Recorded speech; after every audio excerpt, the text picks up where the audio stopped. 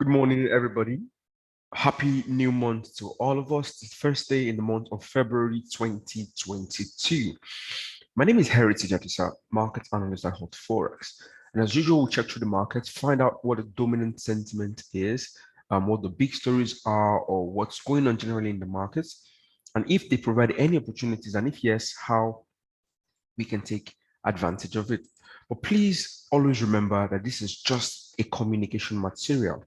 And nothing in this communication should be considered as investment advice or investment recommendation.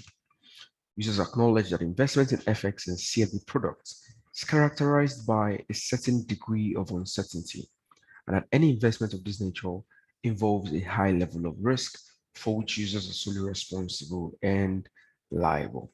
And what we have this morning in terms of the overall market environment is a more mixed start to the day, more mixed environment. Yes, yesterday, late European session and heading into American session as well, we had that jump up in equities heading towards the end of the month, last hours of trading for the month.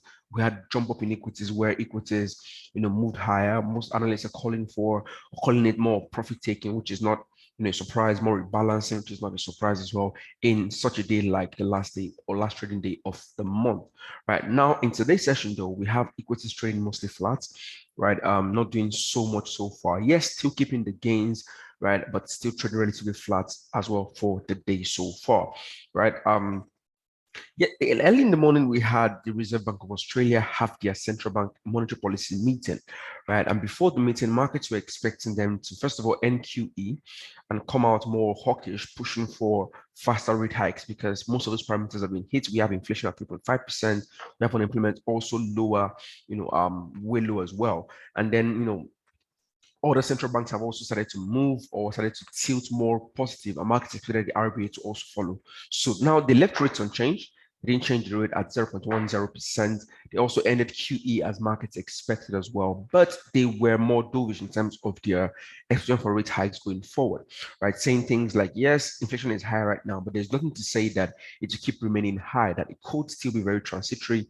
And until they see inflation well sustainably within their target bound between 2 and 3%, then we did now think about hiking rates, right? So until then, we're not seeing any rate hike. So with something like that, markets were more or less disappointed, and you had Australian dollar first push lower on the back of that. But even after that, the moves have really just stabilized, moved up a bit, and now we're still not really doing so much so far, right? I had this written, I said, with equities trading flat and FX trading mixed, right? Trading in small ranges as well, right? Sentiment is mostly mixed to start that day.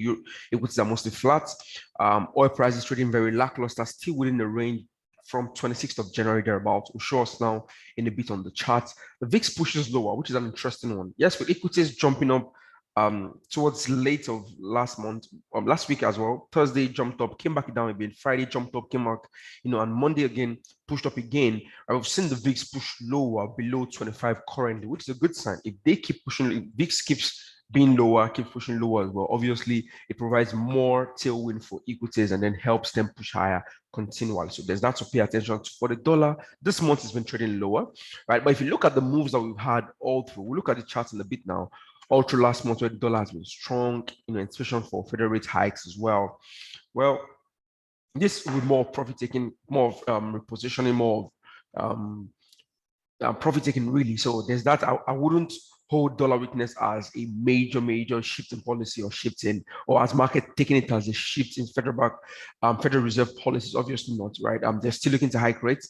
Market patterns are calling for a lot of hikes. We had central bank speakers, right, yesterday as well. Even one from Bostic, where he was really, hawkish, really hawkish. Yes, he's not a voter yet, but still, that was very hawkish tilt from him as well, saying that he doesn't even mind a 50 basis point hike, right? And saying if they hike at every meeting, it wouldn't be that bad if markets, market conditions calls for it. Although he has come back to say, or more or less recount it, but still, that was still said out there. In terms of strengths and weaknesses, really small ranges across board. We have CHF, the strongest major, around 0.99% cumulative strength so far. We have NZD also ticking up, CAD also ticking up, but I mean, the ranges are really small. And on the weak side, we have the dollar pressure, 0.81%. So that also tells you something around that particular point. The euro and JPY also following suit. Biggest movers at that time was USDCHF, was just down about 0.25%. So overall, we have a mixed environment, nothing really going just yet. I'm going to be a little bit more patient and then watch out for the calendar. Is a busy one. We have Canadian monthly GDP, ISM manufacturing data for, manufacturing PMIs for the US. We also have JOLTS job opening for the US as well as later in the day we have New Zealand job number. So it's going to be an interesting one. We want to pay attention to all of that going forward. But before we do that, let's just quickly look at the charts. Now, starting with the US or equity space. Like I said, we're trading mostly flat intraday, right? In today's session, really not going anywhere just yet. Even though the buyers in recent time has been to the upside, this was the upside move we said we saw later European session and into American session yesterday, where we broke above this level we talked about. I think it was yesterday's session we were talking about this level, this range, right? So yesterday we broke it above it sustainably, and then we retested it cleanly, and then we've pushed higher. Now this is a good sign, well above the 100 and the 50 and the 100 hourly moving averages, right? Well above this key 45, 43, 4400 level as well, and now pushing higher. The next point of call will come in at this 4500, 4550 level, right? In terms of upside for this particular asset. So there's that to watch out for equity space. Right now, nothing much going on, but obviously pushing higher like this, right? The part of least resistance so far, right? If we can clear out, which we're already doing, clear out the lows around this 4500, right? This is the next point of call on this particular one, and that obviously should provide some form of leeway for risk assets or even high beta currencies generally. Now, looking at the other equity space, really doing the same old story. Ranging, broke above yesterday, and now we're still pushing higher in today's session. So despite the fact that we have a mixed environment, you can see it's inclining towards a more positive move, right? Following from what we had yesterday, as well as even Friday from last week. Now for the VIX, like I was talking about, see, we've broken below this 25 level, which is an interesting one. Yes, the key point of call for me will be back below this 20 level, which tells me equity is now back on track. But for now, this is encouraging. And now that we have cleared below this key 25 level, was also the lows going back to 21st of January as well. It is interesting. Looking like we're heading lower, the next point of call would come in at least 22.5. So if this continues to push lower, obviously equities would enjoy that to the upside. And that would also be interesting for markets so far. The fears in markets that saw equities move lower, saw high beta currencies move lower, so stable currencies gain strength. Number one was the Ukraine and Russia tension. Yes, it's still very much in play, but markets have been hearing it over and over, been pricing it in over and over. And at some point, markets are bound to get tired of it, right? So we have that. The other one that we have is the US Federal Reserve also hikes, right? Rate hikes coming in sooner. Now, in as much as that's also an interesting one to pay attention to, right? Markets have also been pricing this in for a while now. And then at some point, profit taking, all of those fears have been in the markets for a while, almost all through the month of January. So at some point, markets would look for something else to latch on to if there is no new, development when it comes to something like that. So there's that to also watch out for. If this continues lower, obviously equities would enjoy this and then see further upside on this particular one. For oil, really been in the range back to 26th of Jan, right? We haven't really done so much so far, right? Between the tensions, Russia and Ukraine, like I said, it's beginning to fade out. And then there's not so much in terms of new catalysts to latch onto so far, right? As long as we remain in this range, I will still be a little more patient, wait for better catalysts. But one encouraging thing here is that we are above the $85 per barrel level, which was also key resistance going back a couple of sessions, right? As long as we're above this, yes, the bias is still very much bullish, right? But I would like to still see new catalysts before looking to do anything with oil so far. For the dollar index, this month we're pushing lower, right? This week, and then obviously this month just started, right? So this week we're pushing lower, but one thing I want to call your attention to, the fact that we're pushing lower does not really mean the bias has really changed. If we look back a bit, we were in a range going back to, late November, at a range. Yes, we broke through the range to the downside. We tested it, got back into the range when we were talking about Federal Reserve hikes in the month of January, right? Mid-January, from early January, really, from around the 12th, thereabout of Jan, and then we've been pushing higher on the back of expectations for rate hikes. Now we are pulled back to the top of the range, more or less. Yes, a little bit into the range, but around that region. And if you look at the feed from here, right, so this is also an interesting one to pay attention to, right? We're just on the 38.2 level as well. So in as much as the buyers, yes, could have slowed down a bit. It hasn't changed. And then I wouldn't see this as a big negative for US dollar index right now, because I mean, there is no reason for markets to be selling the dollar right now, especially heading into, the Federal Reserve meeting.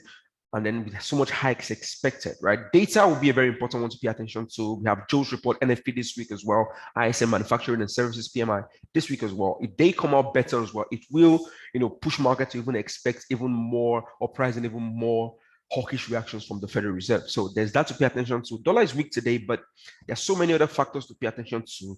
Apart from profit taking, pushing the dollar down, I can't really see so much reason for markets to be selling the USD right now as of now. In terms of the currencies, I'm just going to point out the dollar index and the dollar itself, dollar pairs. Yes, it's lagging amongst the major FX that we pointed out earlier, but even the moves, right? The moves are really marginal. Generally, I mean, not so much in terms of the moves, but if you look at the dollar index, what I want to point out to us for Euro USD, the bias on this particular one still remains to the downside.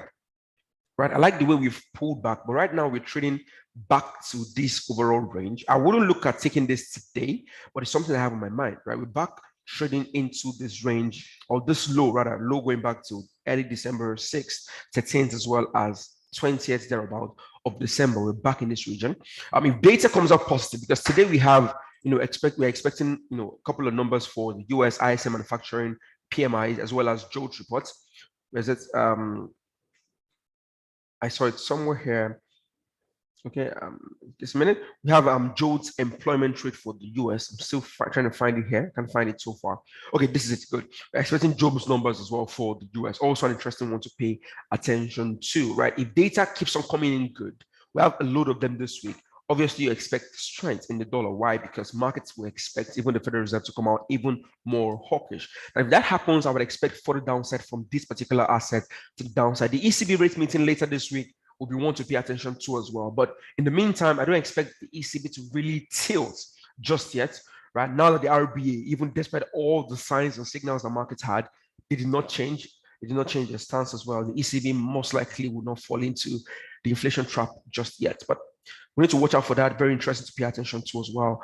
For the USD-JPY pair, like I said, the upside bias on this still remains. Yes, this week we've seen a lot of downside, even coming from Friday as well. But even with all of that, the bias is still very much to the upside, and we've not done so much in terms of pullbacks just yet, right? We could look at the 38.2 level, very close to the round number around 115, right?